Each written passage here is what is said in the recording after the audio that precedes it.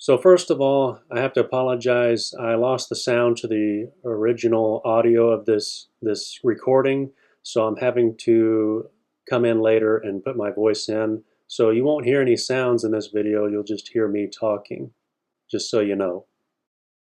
Okay, we finally made it to step number 4 for switch number 1 of the DIY 3220 point breadboard project.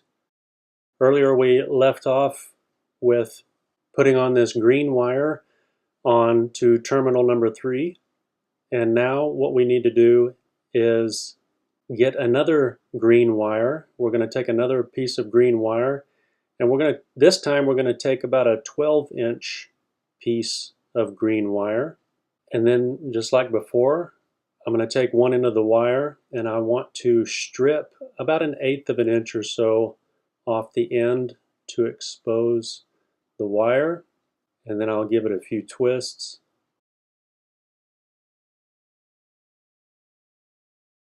Okay, we have our green wire now, about 12 inches, and what we're going to do is we're going to take the green wire and we want to attach it to terminal number 4. As we can see here on the schematic, terminal number 4 for switch number 1.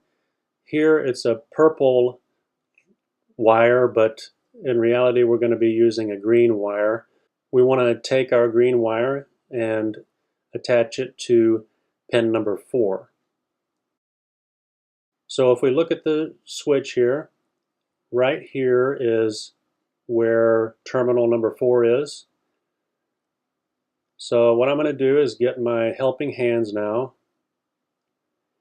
and I'll place the switch, or have the helping hands hold the switch for me, and I'm going to rotate it a little bit so we can see a little bit better.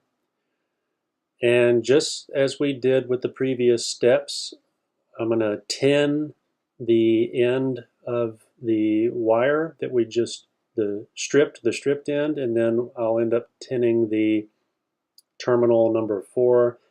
That way it'll make it a little easier to solder the two together.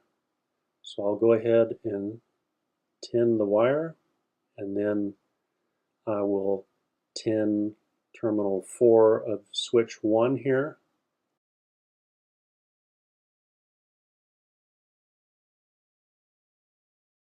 Okay, now I'm going to take the wire and I'll come in from the top. I'll just rotate this a little bit more so we can see a little better. So I'll take the wire and I'll put it in like this and then solder it all together.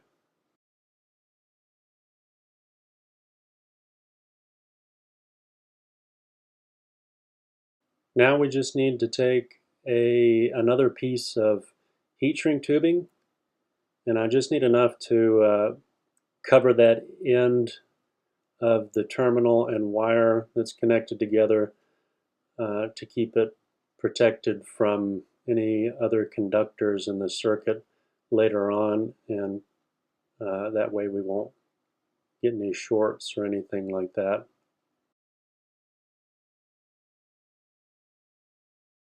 So I'll just slip it all the way down to the end,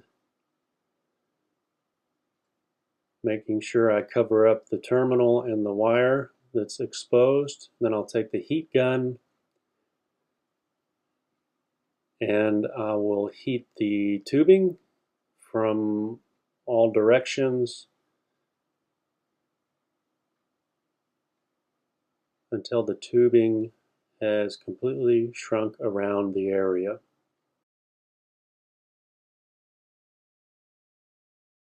Okay, that looks good.